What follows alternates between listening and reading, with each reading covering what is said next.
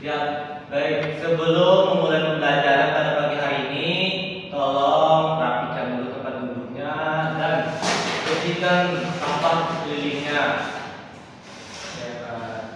Ya, silakan. Baik. Sebelum memulai pembelajaran, Bapak minta salah satu dari teman kalian untuk memimpin kalian berdoa pada pagi hari ini. Siapa yang berkenan untuk memimpin berdoa? Angkat tangan. Saya Pak. Ya. Mari teman-teman sebelum kita memulai kita berdoa. Doa dimulai. Bismillahirrahmanirrahim. Alhamdulillahi rabbil alamin. Wa bi Muhammadin nabiyya wa rasulullah. Rabbi zidni ilma warzuqni fahma. Amin. Baik, terima kasih kepada Ahmad Nurul Fauzi yang telah memimpin berdoa pada pagi hari ini. Baik. Sebelum masuk pembelajaran, Bapak akan mengabsen kalian satu persatu dulu. Yang pertama, Nurul Ahmad Fauzi hadir. Muhammad Rizky. Baik. Bapak lihat di sini cuma satu orang, yaitu Saiful yang tidak hadir pada pagi hari ini. Kok Bapak lihat mukanya lusuh-lusuh tidak semangat di dalam sarapan ya? Baik, Bapak akan mengadakan speaking terlebih dahulu untuk membangkitkan semangat kita dalam mengikuti pembelajaran pada pagi hari ini. Sebelumnya kalian memperhatikan Bapak terlebih dahulu, nanti kita akan melakukannya bersama-sama. Speakingnya yaitu tepuk semangat, semangat, semangat. Apakah sudah paham, anak? Baik, baik, kita coba bersama-sama. Ya, 1, 2, 3. Tepuk semangat, semangat, semangat. Apakah mulai semangat?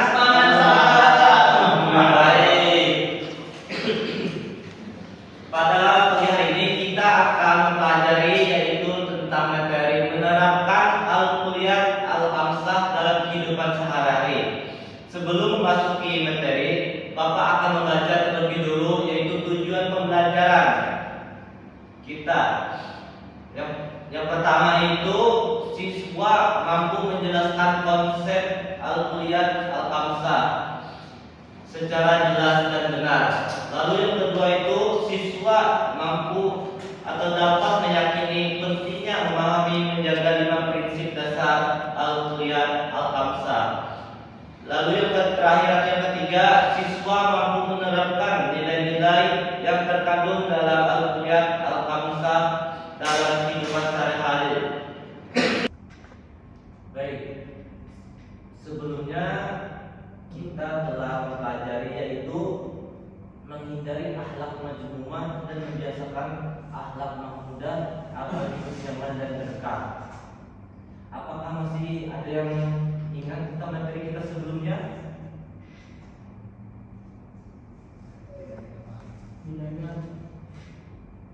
Siapa yang masih ingat? Ya, Bapak Yaki. Jadi alat semua itu yaitu alat yang tidak terpuji Pak atau alat yang buruk. Jadi salah satu contoh alat semua ini yaitu kita berperilaku secara tidak baik kepada teman, contohnya misalnya mengawal teman kekurangannya ataupun contoh lainnya seperti tidak mematuhi perintah orang tua ataupun guru Pak. Nah itu. Baik, betul sekali. Nah, setelah kita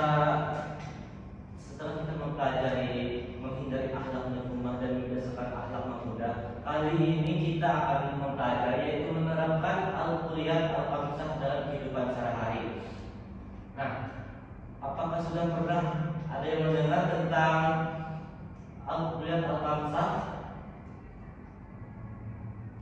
Belum Pak. Oh, belum. Baik. Baik, di sini Bapak akan menjelaskan tentang pengertiannya terlebih dulu. Nah, jadi kata al-kulliyat al-khamsah ini terdiri dari dua kata, yaitu al-kulliyatu dan al-khamsah. Nah, jadi al-kulliyatu ini artinya prinsip dasar, sedangkan al-khamsah itu berarti 5. Jadi al-kuliyatul al-khamsah ini berarti 5 prinsip dasar hukum Islam. Adapun dalam istilah fikih, usul fikih, kata al-kuliyatul al-khamsah ini sering disebut juga dengan maqasid al-khamsah, yaitu 5 tujuan, dan al-daruriyat al-khamsah, yaitu 5 kepentingan yang vital. Nah, maka dapat disimpulkan bahwa al-kulliyat al-khamsah ini berarti 5 prinsip dasar hukum Islam yang bertujuan untuk mewujudkan kemaslahatan, dan apabila hal ini tidak ada maka akan muncul kerusakan.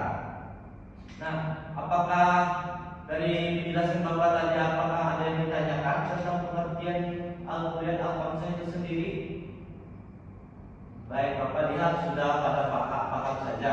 Baik, selanjutnya yaitu macam-macam al-kulliyat al-khamsah. Yang pertama itu ada menjaga agama atau yang bisa disebut dengan hifdzu al-din, yaitu agama ini merupakan pokok dari segala alasan mengapa manusia hidup di dunia ini. Oleh karenanya, menjaga agama itu lebih diutamakan sebelum menjaga hal-hal lain. Lalu yang kedua itu menjaga jiwa atau bisa disebut dengan al-nafs. Nah, setelah menjaga agama tadi, kita diwajibkan selanjutnya adalah menjaga jiwa atau keberlangsungan hidup manusia. Islam memberi peringatan yang sangat tegas terhadap semua perbuatan yang dapat menyebabkan hilangnya nyawa seseorang. Lalu yang ketiga itu menjaga akal atau bisa disebut dengan hifdzu al-aql. Setelah hifdzu al-din tadi atau menjaga agama dan al-hifdzu al-nafs atau menjaga jiwa tadi, selanjutnya kita itu menjaga akal. Akal ini merupakan karunia agung dari Allah Subhanahu wa taala. Akal itulah yang membedakan manusia dan hewan ataupun makhluk lainnya. Jadi oleh karena itu Allah Subhanahu wa taala itu memerintahkan agar menjaganya dan menggunakan akal untuk memperoleh ilmu pengetahuan.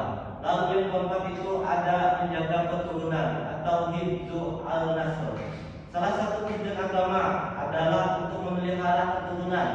Syariat perkawinan dengan berbagai syarat, rukun dan ketentuannya merupakan salah satu cara menjaga keturunan. Oleh karena itu Islam melarang perzinaan, menganjurkan pernikahan. Lalu yang terakhir itu ada menjaga harta atau bisa disebut dengan hifdzu al-mal. Melalui kepemilikan harta ini, seseorang bisa bertahan hidup ataupun hidup layak yang dapat melakukan ibadah dengan tenang. Maka dari itu Islam sangat memerintahkan masalah harta benda untuk menopang kehidupan manusia itu sendiri. Nah, mungkin itu saja materi yang kita pelajari pada pagi hari ini. Baik, apakah masih ada yang tidak paham? Cukup. Baik, Bapak tadi sudah menjelaskan tentang pengertian maupun macam-macam al-kulliyat al-khamsah. Nah, kalian kan sudah paham semua tentang materi maupun penjelasan dan macam-macam al-kulliyat al-khamsah itu sendiri. Baik, di sini Bapak akan menampilkan sebuah video dari materi kita ini. Nanti Bapak akan melakukan evaluasi, yaitu berupa diskusi kelompok. Nanti kalian tolong perhatikan secara baik-baik agar pada saat Bapak memberikan pertanyaan nanti kalian paham dan kalian langsung menjawab dengan benar apa yang Bapak pertanyakan. Baik.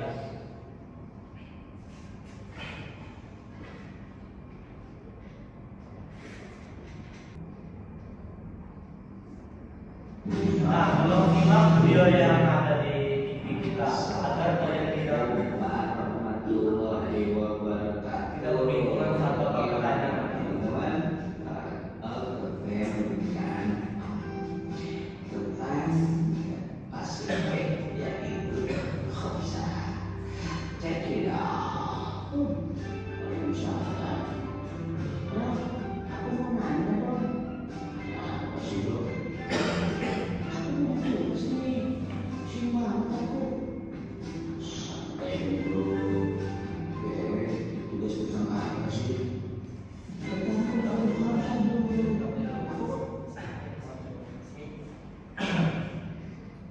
Baik. Selanjutnya Bapak akan membagikan kelompok secara kecil, yaitu 2 kelompok saja, 1 orang dan 1 kelompok berisi 2 orang. Baik, Eko sama Rizky kelompok 1 dan Hasan sama Arul kelompok 2. Tugas kalian kelompok 1 dan kelompok 2, Bapak minta simpulkan isi dari video yang Bapak tampilkan tadi.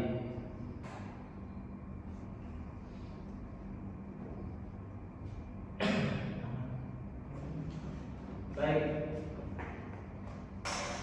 Kemudian kumpul kepada Bapak masing-masing.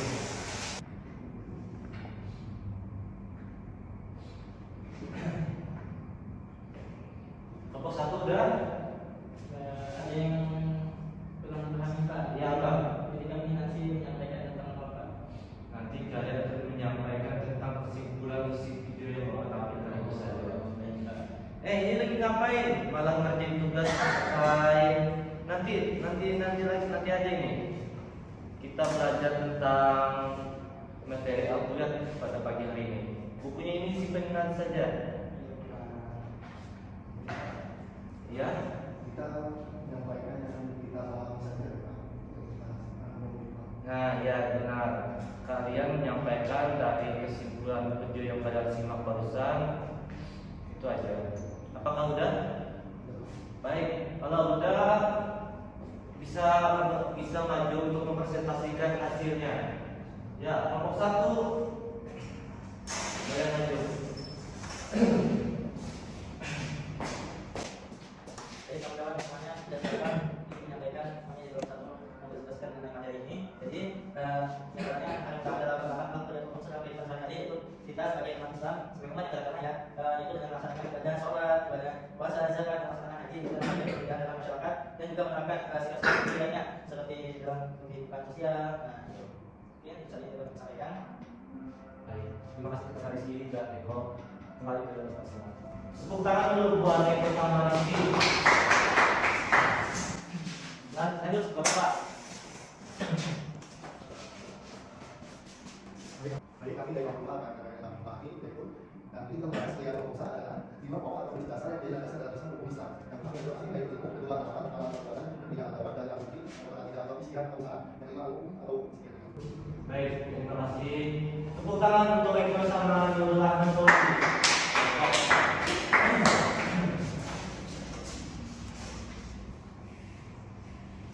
Baik, terima kasih kepada siswa-siswa Bapak sekalian yang telah berpartisipasi dalam diskusi tentang materi kita, yaitu Al-Quran Al-Fatihah pada hari ini.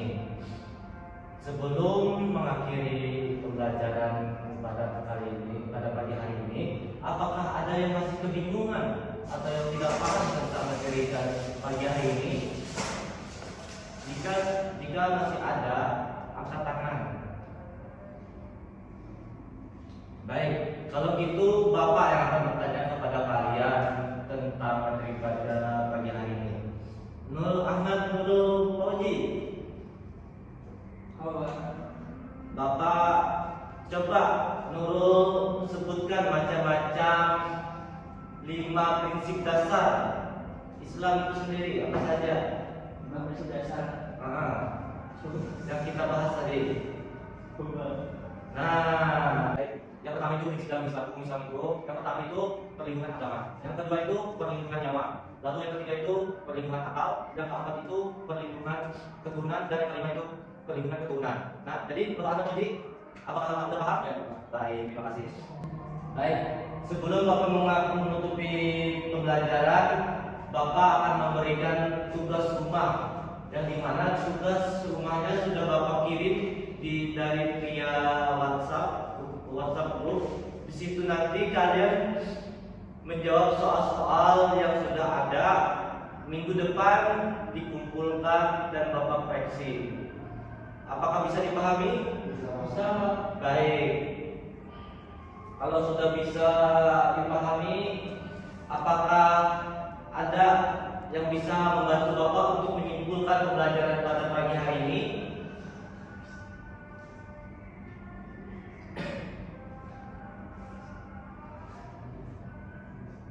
Ya, Pak Hasan.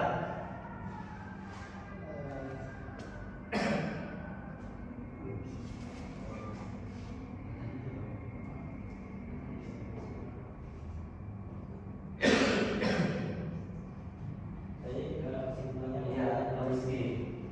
baik, kesimpulan pembelajaran hari ini yaitu kuliah Khamsa yaitu 5 prinsip dasar hukum Islam yang kemudian untuk mencapai kemaslahatan dan menjadi kerusakan. Di antaranya 5 prinsip kuliah Khamsa yaitu hifzu ad-din, menjaga agama, hifzu an-nafs, menjaga diri, hifzu an-nas, menjaga kebenaran, hifzu al-hikmah, menjaga harta, dan hifzu al-fi'ah, menjaga lingkungan. Betul sekali. Tepuk tangan untuk Rizky. Baik, itulah pembelajaran kita pada pagi hari ini.